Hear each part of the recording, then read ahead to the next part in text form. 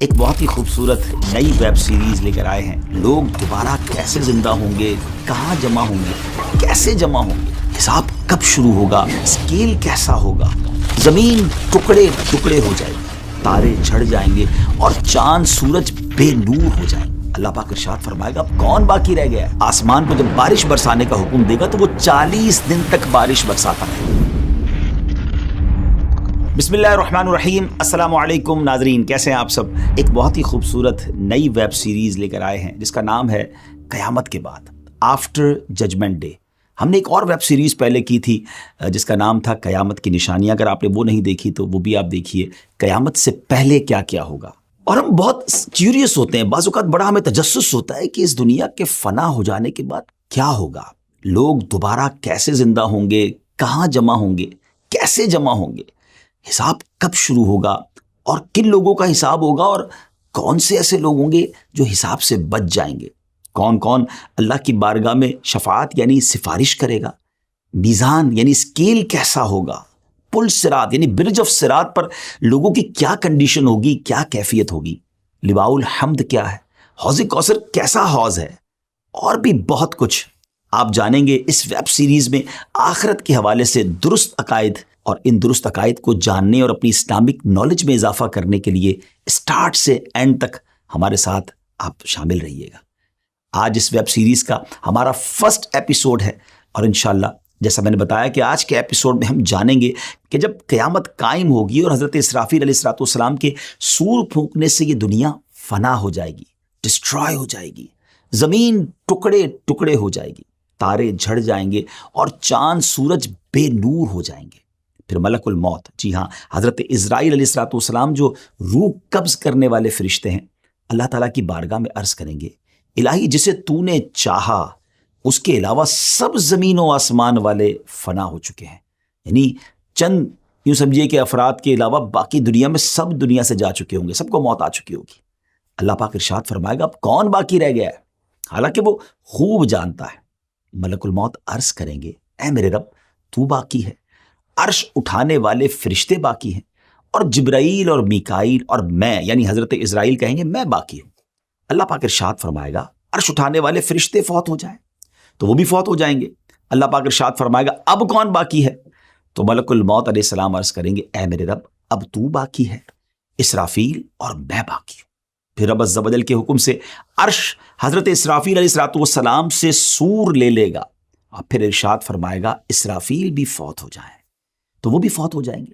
اللہ پاک ارشاد فرمائے گا اب کون باقی ہے, ملک الموت علیہ السلام عرض کریں گے اے میرے رب تیری ذات باقی ہے جسے موت نہیں آنی, اے اللہ میں باقی ہوں. اللہ کریم ارشاد فرمائے گا تم بھی میری مخلوقات میں سے ایک مخلوق ہو, میں نے تمہیں جس کام کے لیے بنایا تم نے اسے دیکھ لیا, کیونکہ اب تو کوئی نہیں تھا نا جس کی روح قبض کرنی ہے, تو ارشاد ہوگا اب تم فوت ہو جاؤ. چنانچہ ملک الموت علیہ السلام بھی فوت ہو جائیں گے. اب ایک اکیلا اللہ پاک باقی ہوگا. ناظرین اب رب تعالی سبحان اللہ, اب جو اللہ کی طرف سے ارشاد ہوگا نا, اگر اس کو غور سے سنے تو واقعی وہ گوس بمس یعنی رونگٹے کھڑے کر دیتا ہے. اب دنیا میں کوئی نہیں ہے, صرف رب تعالیٰ کی ذات ہے, اور وہ 3 بار یہ اعلان فرمائے گا, وہ ارشاد فرمائے گا, ایک کوسچن گویا فرمائے گا انا الجبار لمن الملک اليوم, میں جبار ہوں, آج کس کی بادشاہی ہے. مگر nobody there to answer that question, اس دن تو کوئی جواب دینے والا نہیں ہوگا نا. پھر خود رب تعالیٰ جواب ارشاد فرمائے گا, اور کیا فرمائے گا للہ الواحد القہار, ایک اللہ کی بادشاہی ہے جو سب پر غالب ہے. یعنی سب کچھ فنا ہونے والا ہے اور سب کچھ فنا ہو جائے گا. اللہ اکبر. آج لوگ کر و فر اور نما بعض اوقات تو جیتے ایسے جیسے مرنا نہیں ہے, لیکن یہ اعلان بتا رہا ہے کہ کوئی نہیں ہوگا, صرف رب تعالیٰ کی ذات ہوگی. اب کیا ہوگا, سب سے آخر میں جس ہستی کو موت آئے گی وہ مخلوقات کی روح قبض کرنے والے ملک الموت حضرت اسرائیل علیہ السلام ہے. اس کے بعد رب تعالیٰ اس زمین کو دوسری زمین سے بدل دے گا, آسمانوں کو بدل دے گا, اور زمین کو ایسے پھیلا دے گا کہ اس میں اونچا نیچا کوئی ٹیڑھا پن نہیں ہوگا, ٹوٹل اسٹریٹ زمین ہوگی. پھر اللہ پاک کے حکم سے مخلوق اس بدلی ہوئی زمین پر اس طرح آ جائے گی جیسے وہ پہلی والی زمین میں تھی، یعنی جو پہلے زمین میں دفن تھے وہ اس زمین میں دفن ہو جائیں گے، اور جو باہر تھے وہ اس پر بھی باہر رہیں گے، کیونکہ کئی لوگ تو ایسے ہوں گے جن کو دفن نہیں کیا جائے گا، وہ تو قیامت طاری ہو جائے گی، اور جو لوگ دنیا میں لوگ ہوں گے وہ اسی طرح زمین پر پھیلے ہوئے ہوں گے، وہ اس نئی زمین پر آ جائیں گے۔ یہ زمین بالکل اسٹریٹ ہوگی، اور ایسی اسٹریٹ ہوگی کہ زمین کے کونے پر بھی اگر کوئی رائی کا دانہ ہوگا تو وہ نظر آ جائے گا، ٹوٹلی اسٹریٹ زمین ہوگی۔ اب اللہ کریم آسمان کو جب بارش برسانے کا حکم دے گا تو وہ 40 دن تک بارش برساتا رہے گا، یہاں تک کہ مخلوق پر پانی 12 ہاتھ کے برابر بلند ہو جائے گا، اتنا پانی ہو جائے گا۔ پھر اللہ کریم باڈیز کو اگنے کا حکم دے گا۔ کمال دیکھیں، رب کی شان دیکھیں، اب باڈیز جو ہیں وہ سبزیوں کی طرح اگنے لگ جائیں گی، یہاں تک کہ جب ان کے جسم پہلے کی طرح کمپلیٹ ہو جائیں گے تو اللہ پاک کی طرف سے حکم ہوگا کہ میرا عرش اٹھانے والے فرشتے زندہ ہو جائیں۔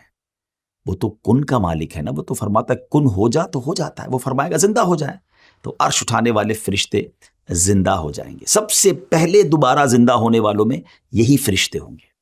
پھر حکم الہی سے حضرت اسرافیل سور پکڑیں گے اور اپنے منہ پر رکھ لیں گے، پھر اللہ پاک ارشاد فرمائے گا جبرائیل اور میکائیل زندہ ہو جائیں تو وہ دونوں بھی زندہ ہو جائیں گے۔ پھر اللہ پاک روحوں کو بلائیں گا تو روحیں حاضر کی جائیں گی۔ سبحان اللہ، اے مسلمانوں آپ کو مبارک ہو، ایمان والو مبارک ہو۔ مسلمانوں کی روحیں نور سے چمک رہی ہوں گی اور باقی روحیں اندھیرے میں ہوں گی۔ اللہ کریم سب روحیں کو سور میں ڈال دے گا، اور پھر حضرت اسرافیل علیہ السلام کو حکم فرمائے گا کہ وہ دوبارہ اٹھنے اور جمع کرنے والی پھونک مارے۔ بس وہ جب پھونک ماریں گے سور میں تو روحیں سور سے شہد کی مکھیوں کی طرح نکل کر زمین و آسمان کے درمیان خلا کو بھر دیں گی۔ پس روحیں زمین کے نیچے اپنی باڈیز کی طرف جائیں گی، اور ناک کے جو ہولز ہوں گے نا، ناک کے سوراخ سے داخل ہو کر جسم میں سرایت کر جائیں گی۔ اس کے بعد حشر برپا ہوگا اور لوگ جمع ہونا شروع ہوں گے۔ ویورز کیسی معلومات ہے، سنتے ہیں تو بعض اوقات عقل حیران ہو جاتی ہے کہ پھر سے وہ لوگ زندہ ہوں گے۔ ذرا غور کریں نا کہ دو نفخوں یعنی دونوں سوروں کے درمیان، یعنی ایک سور وہ جس میں سب کو موت آ جائے گی اور دوسری سور جس میں دوبارہ زندہ کیا جائے گا، 40 سال کا وقفہ ہوگا۔ خیر وقفہ جتنا بھی ہو، لیکن ذہن میں ایک سوال تو پیدا ہوتا ہے نا کہ یہ ہوگا کیسے کہ اتنا ٹائم پیریڈ گزر گیا ہوگا، باڈیز تو ڈیکمپوز ہو چکی ہوں گی، باڈی کے ٹائنی پارٹیکلز، چھوٹے چھوٹے ذرے زمین کے پارٹیکل کے ساتھ مل چکے ہوں گے، نہ جانے کہاں کہاں پہنچ چکے ہوں گے، پھر یہ سب کیسے ہوگا؟ یاد رکھیے کہ انسان کی ہر چیز گل جاتی ہے سوائے عجب الضم کے۔ اب یہ کیا ہے؟ یہ ایک ہڈی کے بارے میں کہا جاتا ہے، اور بروز قیامت اسی ہڈی پر مخلوق کو دوبارہ بنایا جائے گا۔ عجب الضم کے لفظی معنی ہے دم گچھ، عجب کے معنی ہے اصل، اور ضم کا معنی ہے دم۔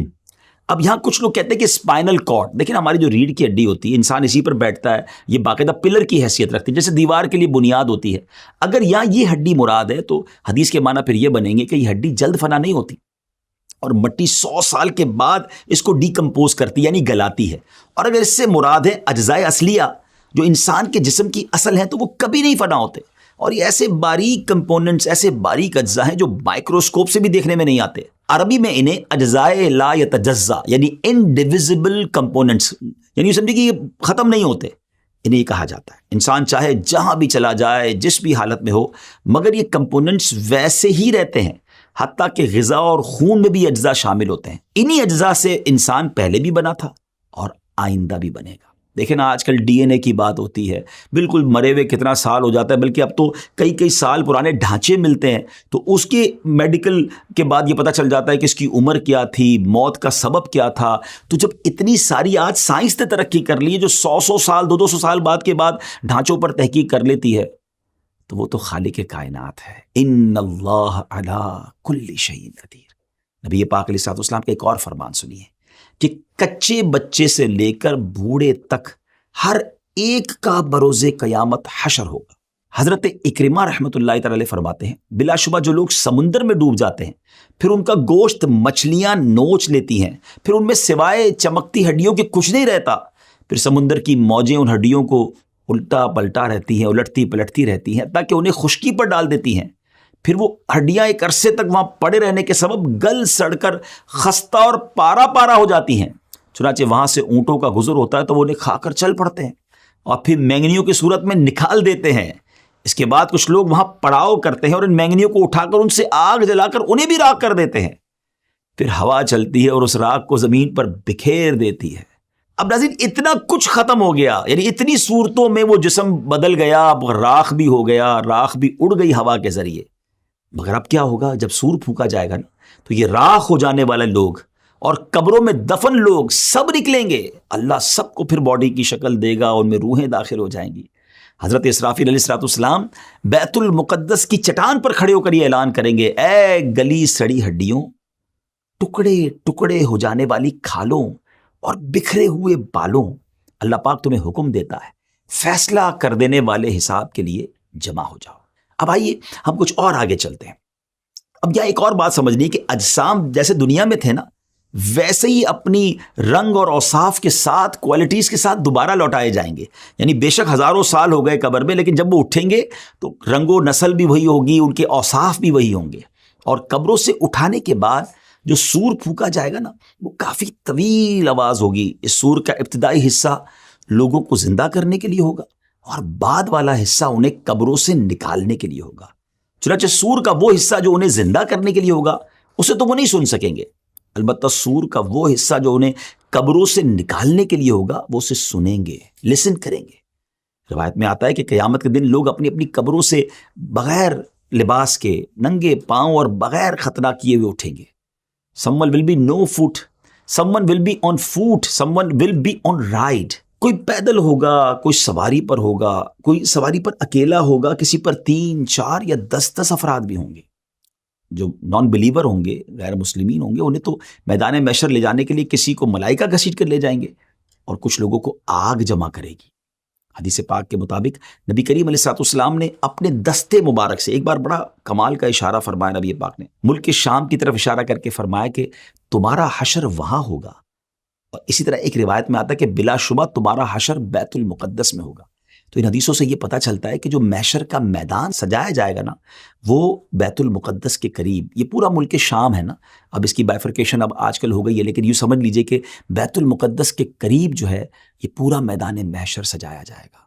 بروز محشر کی زمین کیسی ہموار ہوگی، کتنی پلین اینڈ اسٹریٹ ہوگی. جیسے میں نے بتایا کہ رائی کا ایک دانہ بھی کونے پہ رکھا ہوگا تو وہ دوسرے کنارے سے دکھائی دے گا. مگر ایک اور امیزنگ بات ہے کہ اس دن جو زمین ہوگی نا، وہ ہماری طرح راک کی یا مٹی کی نہیں ہوگی، کاپر کی ہوگی، تانبے کی ہوگی. اللہ اکبر. اور سورج آج کتنا دور ہے؟ ایک تحقیق کے مطابق 93 ملین مائلز اوے ہے. جی ہاں، 9 کروڑ 30 لاکھ مائلز. اور اس دن 1 میل کی مسافت ہوگا. آپ امیجن تو کریں گرمی کا عالم کیا ہوگا، یہ کیسے بیئربل کیسے ہوگا. تو ذرا غور کیجئے کہ اتنا ڈسٹنس، 93 ملین مائل کا ڈسٹنس کے باوجود بھی سورج کی پشت ہماری طرف ہے. لیکن جب کبھی گرمیوں میں ہمارا چہرہ اس کے سامنے آ جائے اور گرمی کا موسم ہو تو گھر سے باہر نکلنا دشوار ہو جاتا ہے. اس وقت 1 میل کے فاصلے پر ہوگا اور اس کی پشت نہیں، اس کا منہ ہماری طرف ہوگا. ہم سوچ بھی نہیں سکتے گرمی کا عالم کیا ہوگا.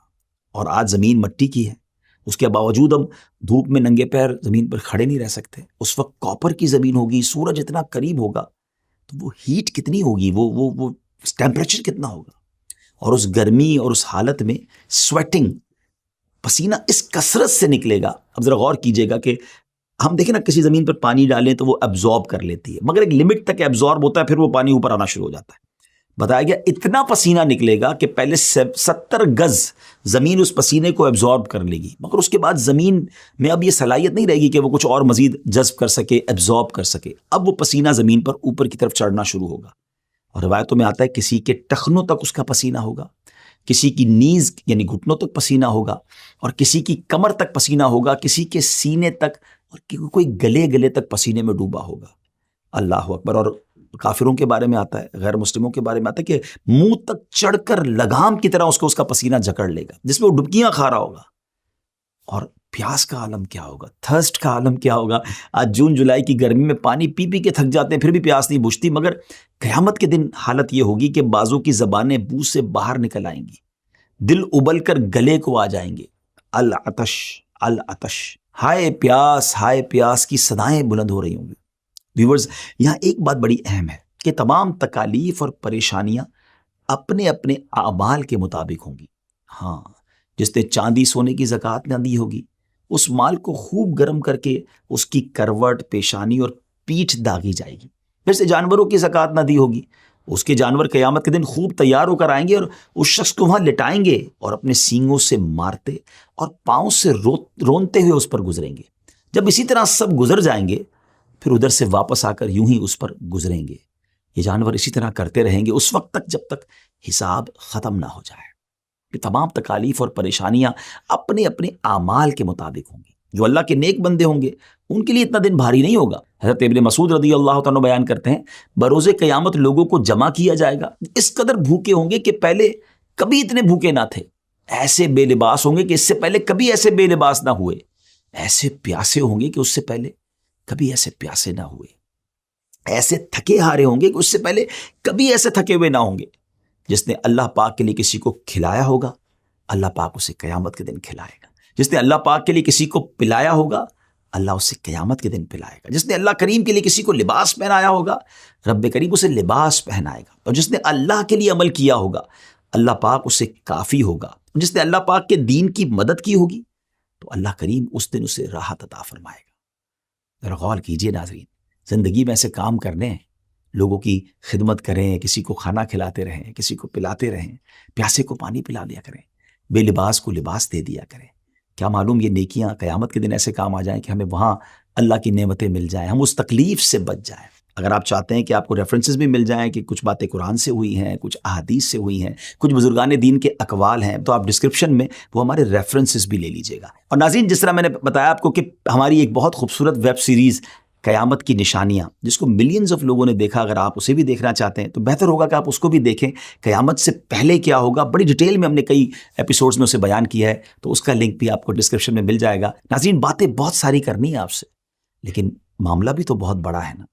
قیامت کیسے طاری ہوگی اور پھر اس دن لوگوں کے ساتھ معاملات کیا ہوں گے، یہ تو ابھی پہلی ایپیسوڈ ہے نا. اگلے ایپیسوڈ میں ہم یہ معلوم کریں گے کہ مختلف لوگ محشر میں جب آئیں گے تو ان کی کیفیات کیا ہوں گی، کنڈیشنز کیا ہوں گی. بڑی امیزنگ باتیں ہیں اس میں، اور یہ بھی جانیں گے کہ کن کن حالتوں میں لوگ اللہ کی بارگاہ میں پیش ہوں گے. ہمیں اجازت دیجیے، اگلی ایپیسوڈ میں پھر ملاقات ہوگی. فی امان اللہ. السلام علیکم ورحمۃ اللہ وبرکاتہ.